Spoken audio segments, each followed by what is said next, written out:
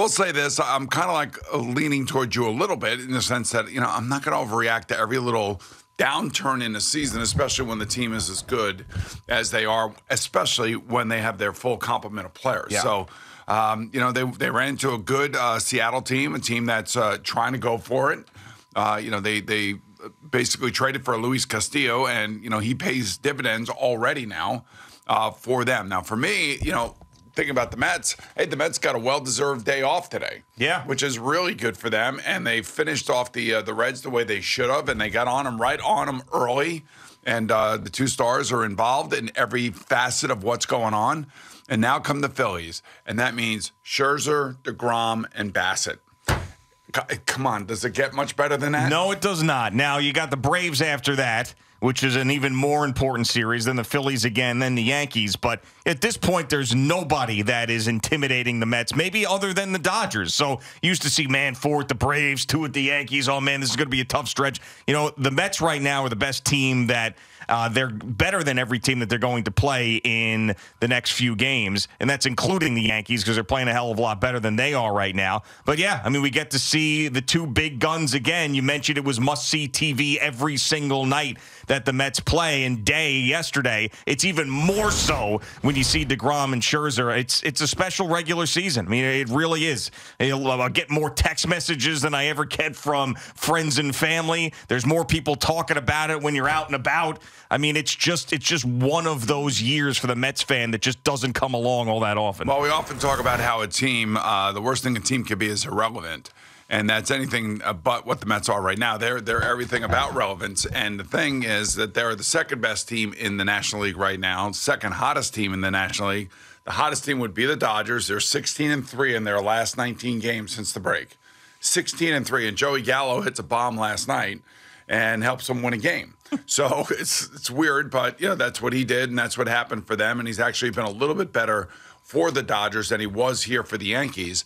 And then, the Phillies are right on the heels of the Mets in terms of how hot they've played over the last, 3 to 4 weeks. And they're on a 4-game winning streak, I think.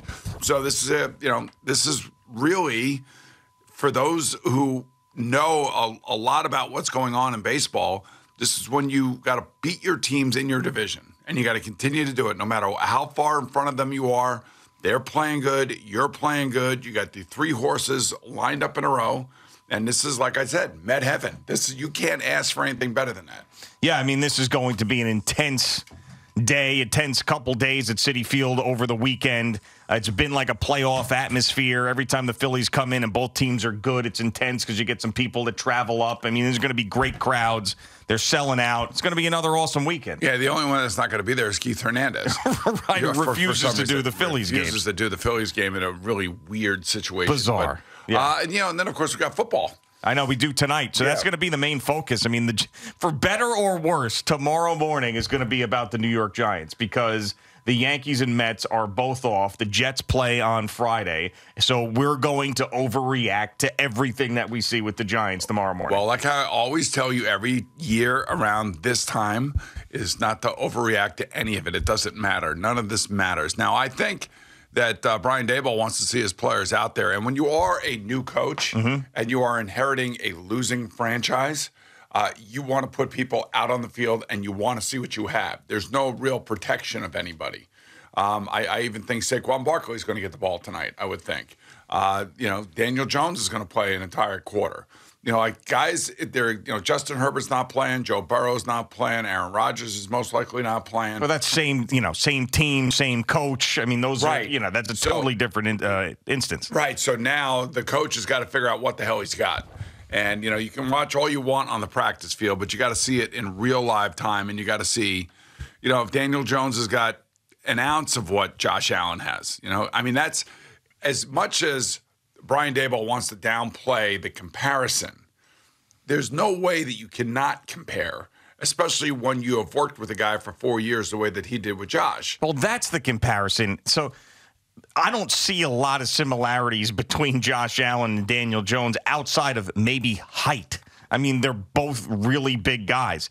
But what Giants fans want to do is they want to say, look, Josh Allen took a while for him to be in an MVP discussion, couple of years, and Brian Daboll was a big part of his maturity. Maybe he could do the same thing with Daniel Jones. But, comparing those two, I think, quite honestly, is unfair.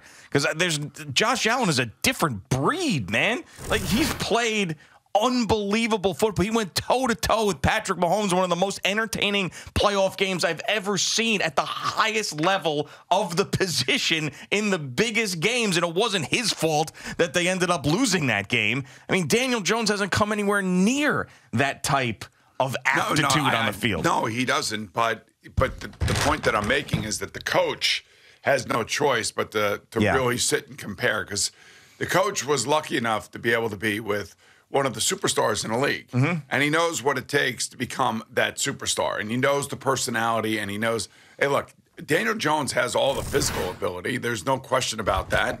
We all can see it. We all know that he's a really good athlete, albeit a little bit clumsy at times when he trips in that game against Philadelphia. But, he's also been a guy that has had to deal with all the different things changing around him where Josh Allen hasn't. Josh Allen has been in a stable system since he got there in Buffalo, and Billy Beane did a great job. Brandon Beane did a great job of building around him and bringing players in around him when they didn't have to pay him. So it made his job a little bit easier. And, of course, he had Brian Daboll as his offensive coordinator. So Daniel Jones is learning, and I can't say it enough, and I can't echo it enough, just how difficult it is to learn a new system. As you're learning, your teammates are learning. And as you're on the field, the last thing you want is any shred of doubt in your mind about what each other is doing. And when you're learning a new system like this, that's what unfortunately happens. So there are going to be missed throws. There are going to be throws that look like, he doesn't know what he's doing, when, in fact, it could be the wide receiver who doesn't know what he's doing. I can't wait to see it tonight, but I'm not going to take too much out of it and say, this is it. I gotta see the first month of the season. I got to see what he looks like in a new offense. I got to see it over a period of time, and I got to see whether or not his players and his teammates truly do respect him and are learning with him and aren't making mistakes around him that are going to affect him. And you mentioned learning a new system is a difficult thing. How about learning a new system when it's your make or break year and you don't really have a contract or any idea of what your future is going to be next year in a market like this where people have been all over your ass from the second that your name was called at the draft? You had that on top of it. And, by the way, the patience has run out, and people aren't giving him the benefit of the doubt. If you read all the reports from practice, and I know it means nothing to you, but fans gobble this stuff up, everything is offense was terrible, really bad throws, that blue and white scrimmage that they had. Oh, man, what a miserable throw, and it goes out on Twitter. Oh, Daniel Jones threw 3 picks today. The offense looked awful. It's never been crisp the entire training camp. Those are the reports that are coming out of it because people, instead of saying, well, he's learning a new system and it's going to take some time, they're saying, man, Daniel Jones just hasn't gotten any better. I mean, Brian Daboll was supposed to come here and snap his fingers and turn him into Josh Allen, and it's not happening. It's not the way it works. Well, it's not going to happen, and it's not going to happen anytime soon because Daniel Jones is not Josh Allen. No. They don't have the same personality. It's not even close in that area. But, I just think there are players that seem to be really good players, at least on paper, that are around him. And I would just like to think that, a guy like Kadarius Toney and a healthy Saquon Barkley will take some of the pressure off of him. Yeah, I mean, how about Kenny Golladay stays healthy and contributes too? He got a ton of money from the Giants. He was a big free agent acquisition. How about his ass gets out there and does something too? I mean, we never even talk about this guy. Sterling Shepard too. I mean, we never talk about Kenny Golladay. I mean, that was a huge acquisition last offseason. You paid him a bunch of money to be your best wide receiver. He made essentially zero impact last year, so I'd like to see him be a factor in this offense. The other interesting thing about tonight's game is that it also includes Joe Judge. Yeah, that's right. Who's going to be on the other side. He's now an offensive assistant and a quarterbacks coach for the New England Patriots. And Brian Daboll spent a lot of time with Bill Belichick as well. So there's a lot of incestuous things that go on in the NFL. So especially with a guy like Brian Daboll, has been a lifer. He's been in a million different places. He's got relationships all over the place. As he told us, he's been in all sorts of situations. He's been on really, really bad teams. He's been on really, really good teams. He has seen it all.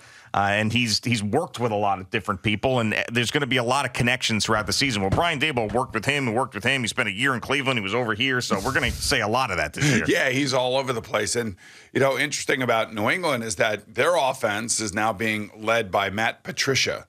So it's not Josh McDaniels anymore. He's now obviously the head coach of the Vegas Raiders, and there have been some growing pains in their training camp with their offense. Sure. So this will be interesting to watch tonight as both teams come into the game at least struggling offensively, especially the defense usually has the kind of the edge early on in training camp, especially when they're young quarterbacks or changes being made in terms of style of play and all that other stuff. So all this stuff is kind of normal. I just watched both the offenses go out and score 14 points at their first two possessions tonight. So football's back for us. I can't wait. It's going to be great to watch it, especially with the Mets being off tonight. Yeah, it's going to be a center stage for the Giants, and I'm ready for it. I know there's a lot of baseball fans that are just so locked in, and I understand with two really good teams in the Mets and Yankees, and it's their time to shine, and these two football teams have to prove it to us, but I'm ready for it. I love it. I eat it up.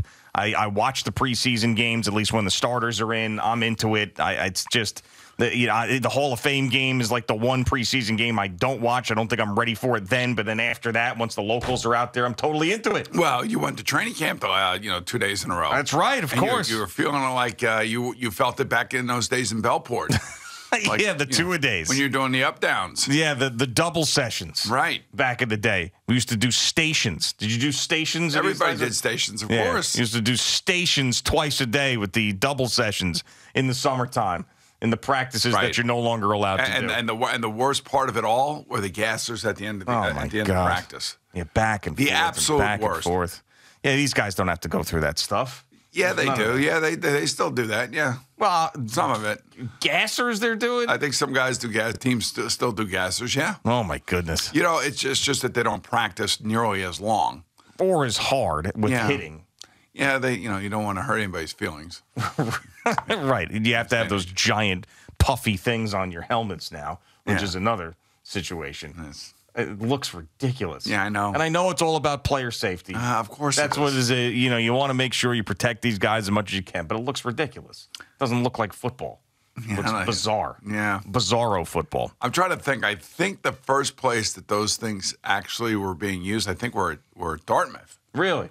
I believe so. And they have their coach up there has a unique way of doing things, very different way of doing things. He's the guy who goes for it on all fourth downs and no, I'm talking about practice and preparation and things of that nature. He does a few things that I'm sure that old school guys like me and maybe Bill Belichick would probably roll their eyes at a little bit. Yeah. But it's just a new way of doing things with these new young men.